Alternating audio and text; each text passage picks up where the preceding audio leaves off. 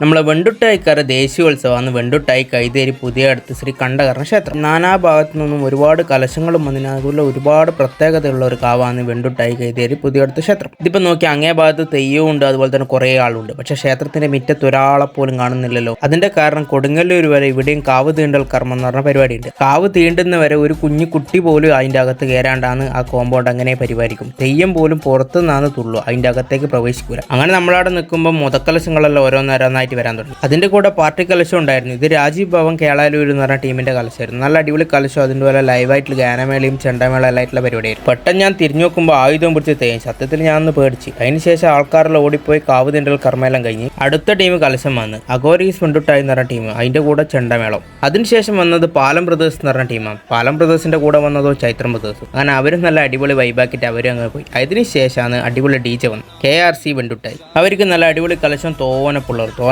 അതിന്റെ കൂടെ DJ. പിന്നെ നല്ല അടിപൊളി കൈകൊട്ടിക്കളി എല്ലായിട്ട് മൊത്തത്തിൽ വൈബായിരുന്നു. DJ ടർബോ ഒന്നും പറയാനില്ല, സീനിസാണ്. ഈ വളക്കിലെ തിരിവരെ ഡാൻസ് കളിക്കുന്നുണ്ടോ അല്ലേ, കണ്ടോ?